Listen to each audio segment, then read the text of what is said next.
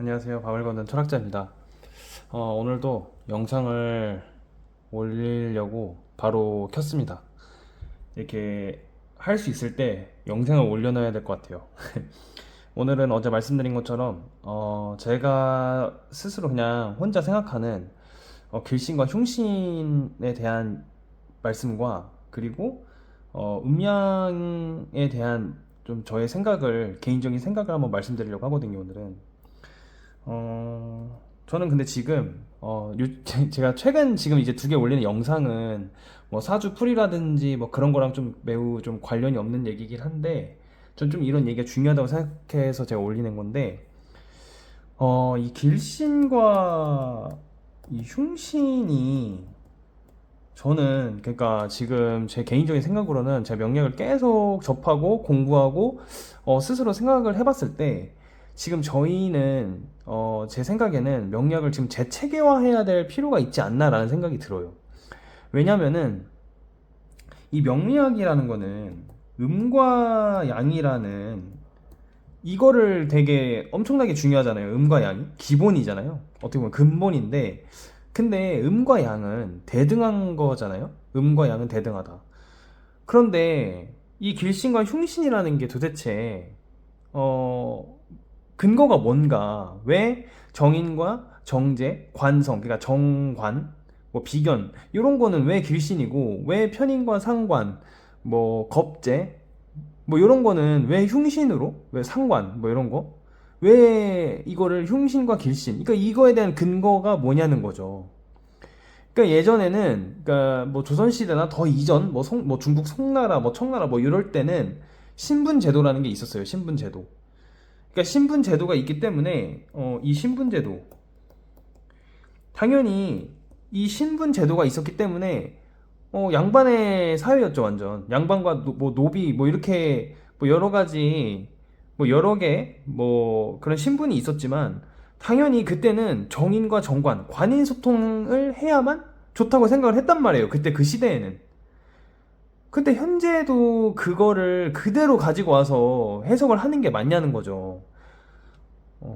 근데 저는 여기서 근데 그 제가 재체계화라는 말씀을 드린 이유가 뭐냐면 사실 저는 자 보세요. 자 말이 신분 제도가 없어졌지 요즘에 신분 제도가 있죠. 그러니까 눈에 보이지 않는 거죠. 그러니까 어떻게 보면 더 무서운 세상인데 어 그러니까 결국에는 그 옛날에는 이제 신분 제도라는 그런 체계에서 살았고 지금 저희는 자본주의 시스템이라는 사회에서 살잖아요. 그런데 자본주의 시스템을 조금 저급하게 표현을 하면은 약간 돈이 많은 사람들이 살아가기 좋은 세상이 자본주의잖아요. 그러니까 돈이 많으면 누릴 것들이 많아요. 그렇기 때문에 예나 지금이나 달라지지 않는 거 하나는 이 양 중심의 해석이라는 거예요. 양 중심의 해석.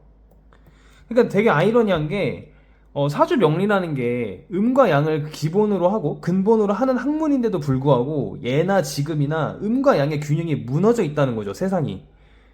그러니까 웃긴 거예요. 음과 양은 대등하다고 분명히 배우는데 음과 양은 대등한 거잖아요. 음이 올라가면은 양이 내려가고 양이 올라오면은 음은 다시 내려가고 태양이 뜨면 달은 지고 달이 뜨면 태양은 지듯이 항상 시소처럼 이렇게 균형 있게 항상 중심을 이루는 거란 말이에요. 음양이라는 거는. 그런데 저희가 이 명리학을 배우고 있는 지금 자본주의라는 세상도 그렇고 옛날 그 신분 제도가 존재했던 그 시대에도 음과 양의 균형이 매우 무너져 있다는 거예요. 지금. 그러니까 양 중심의 해석을 할 수밖에 없는 거예요. 저희가 책을 앞에를 피면은 간목과 을목이 제일 먼저 항상 나와요.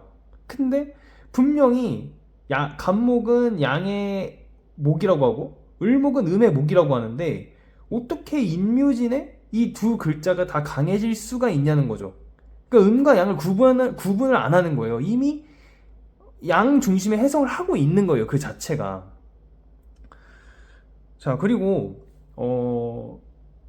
정말 이제 정인과 이제 뭐 관성, 정관, 정제 이걸 길신으로 말씀을 하시죠. 그런데 그거에 대한 근거가 너무 약하다는 거예요. 빈약하다는 거예요. 그러니까 길신이 좋고 흉신이 나쁘다. 뭐 정인이 좋고 편인이 안 좋다.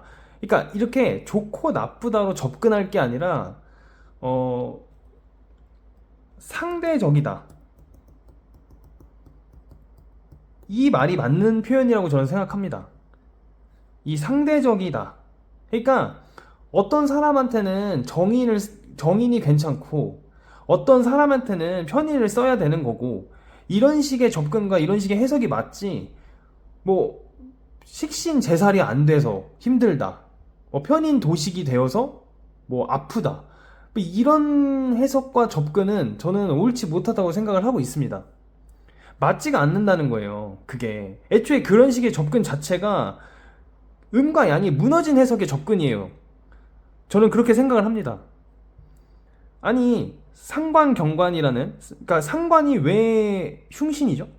길신인 정관을 치기 때문에 예전에 그러니까 신분제도가 있던 그 시대에는 상관을 매우 흉신으로 여겼단 말이에요. 근데 지금도 그러냐는 거죠. 지금도 이 시대에도 상관을 되게 그렇게 안 좋게 해석을 하냐는 거죠. 그것도 어떻게 보면 상대적인 해석이었던 거예요.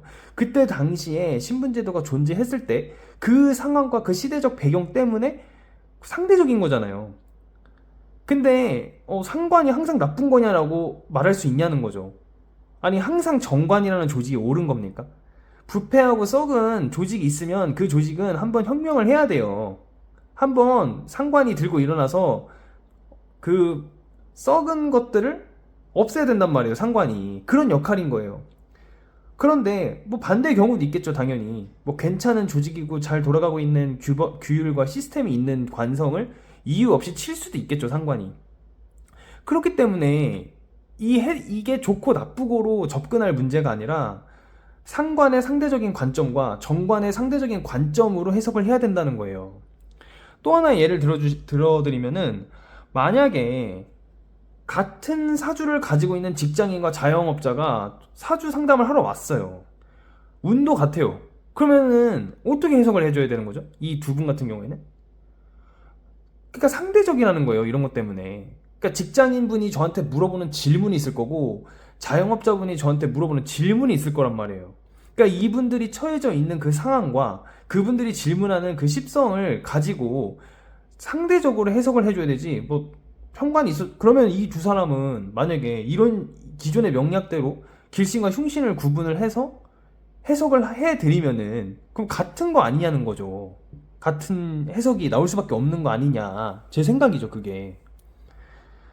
그러니까 지금 아직도 뭐 사주에 편관이 있어서 좋지 않다. 뭐 상관이 있어서 좋지 않다. 이런 식의 해석을 하시는 분들도 아직도 많아요. 심지어 저는 그 기억이 안 나는데 사주 원국에 편관이 많다고 이게 뭐 식신이 없어 재살이 안 돼서 당신의 삶이 힘든 거라고 하시는 분들도 있어요. 근데 저는 이런 식의 접근과 해석은 좀 지양해야 된다고 생각을 하고 있습니다. 왜냐면 그런 논리가 맞으려면요. 자, 학문이 정말 가치가 있으려면 그 모든 그런 것들이 그 한 명한테만 적용되는 게 아니라 공통적으로 똑같이 통용이 돼야 되는 거잖아요. 근데 왜 어떤 사람은 편관이 있는데 잘 살고 어떤 사람은 편관이 없는데 왜 힘드냐는 거죠. 그러니까 어떤 사람은 편관이 있는데도 잘 살아요. 어떤 사람은 편관이 없는데도 힘들어. 그리고 진짜 그런 것들이 정리가 안 되고 체계화가 안 되다 보니까 정말 말도 안 되는 또 이론 중에 하나가 길신 사주 원국에 길신만 많으면 그게 흉신처럼 되고 흉신만 만약에 사주 원국에 많다면 그게 길신 역할을 한다 이런 말도 안 되는 말들도 옛날에 많았어요. 근데 그거에 대한 근거가 없다는 거죠. 근거가. 그러니까 무식상 무재성 이런 논리랑 똑같은 거예요. 뭐 무재성이 오히려 부자가 많다. 왜냐면 돈을 셀 수 없을 정도로 어 자기가 돈이 얼마나 많은지도 모른다. 이런 말도 안 되는 그런 무논리에 가까운 그런 것들이 저는 없어져야 된다고 생각을 해요. 이 명리학이라는 학문이 되게 존중을 받고 가치 있게 계속 발전을 하려면. 그러니까 제가 말씀드리고 싶은 거는 그러니까 좀 체계화를 다시 할 필요가 있지 않나 명리학이 저희가 생각을 좀 달리 해야 되지 않나 그런 생각이 많이 들어요. 요즘에 계속 공부를 하고 시간이 지나면서 여러 가지 생각이 들더라고요.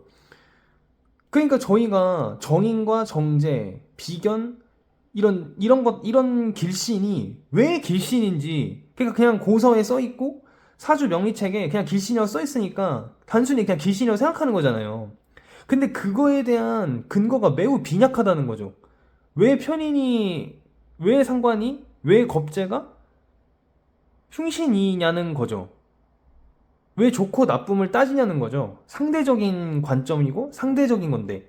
그러니까 요즘엔 또 이제 유튜브나 이제 뭐 자기의 뭐 퍼스널 브랜드 같은 게 유행을 하면서 이제 상관의 시대가 왔다. 뭐 예술가적인 뭐 편인의 시대가 왔다 이러는데, 편인과 상관은 옛날에도 존재를 해왔던 거예요. 갑자기 뜬 게 아니라. 그러니까 시대가 변함에 따라서 흉신이라고 생각했던 그런 글자들이 이제 잘 쓰이기 시작한다 이거예요. 그러니까 이게 결국에는 좋고 나쁘고의 접근이 아니라 상대적인 관점에서 해석을 해야 된다는 거죠. 명리학을. 그러니까 신분 제도가 있던 옛날이나 자본주의 시스템에서 살아가고 있는 지금이나 항상 양 중심. 그러니까 신분 제도는 당연히 양반이 많이 누렸죠. 노비가 할 수 있는 게 없죠. 그러니까 관인 소통이 굉장히 엄청나게 좋은 그걸로 쓰였겠죠. 그때 당시에는. 근데 자본주의도 근데 비슷해요. 돈이 많은 사람들이 유리한 세상이잖아요. 그러니까 다 좋은 집, 뭐 좋은 차, 뭐 솔직히 요즘에는 뭐 그래도 MZ분들이 뭐 블루 칼라를 뭐 되게 많이 간다고 하시는데, 아직 그럼에도 불구하고 우리나라는 화이트 컬러를 되게 더 선호하죠. 그러니까 예나 지금이나 양 중심의 사회인 거예요. 근데 그거를 뭐 부정할 수는 없죠. 세상이 그런데. 그러니까 저는 이제 제가 이런 영상을 찍으면서도 웃긴 게, 제 스스로도 약간 모순적인 생각이 드는 게, 과연 이 명리학이 음과 양을 기준을 잃어서 상대적인 해석을 해야 되는데, 이런 세상에 살아가고 있는 우리가 과연 그 기준을 잡고 해석을 해줄 수 있냐는 거죠. 그런 생각도 요즘 문득 들고 있습니다. 그래서 저는 이제 뭐 오늘 솔직히 뭐 사주를 해석한다거나 뭐 그런 걸 안 하고 딴소리를 좀 많이 드렸는데, 저희가 이제 명리학을 처음 배우고 처음 접할 때 이런 좋고 나쁘고 뭐 길하다 흉하다 이렇게 접근하는 게 아니라 항상 상대적이다, 그런 상대적인 접근으로 해석을 해야 되는 게 맞다고 저는 생각이 들어요. 길신과 흉신을 나누는 순간 음과 양의 조화가 깨지는 겁니다. 항상 태양과 달은 자기의 시간이 오면 뜨고 지는 거예요. 그게 음양의 이치잖아요. 근데 길신과 흉신을 나누는 순간부터 음과 양은 무너지는 거예요. 그럼 완전 사주 명리가 제대로 작동이 안 하는 거죠. 그 해석이. 그러니까 아직도 그런 게 많이 남아 있다고, 그러니까 아직도가 아니라 계속 그런 식으로 해석을 하고 있어요. 여전히. 뭐 어떤 사람이 힘들어서 오면은 뭐 편관이 뭐 중화가 안 돼서, 재화가 안 돼서, 재살이 안 돼서 힘들다느니, 뭐 관성이 너무 많다느니, 막 이런 식의 해석이 과연 맞냐는 거죠.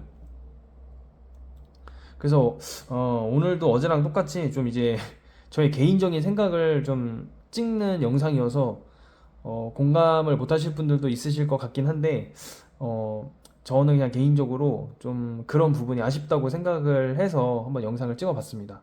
예, 지금까지 밤을 거는 철학자였고요. 다음 영상부터는 다시 사주 분석을 하든지, 아니면은 이제 오늘 같은 이런 저의 개인적인 생각이 아닌 그냥 다른 영상들을 한번 찍어보도록 하겠습니다. 예, 감사합니다.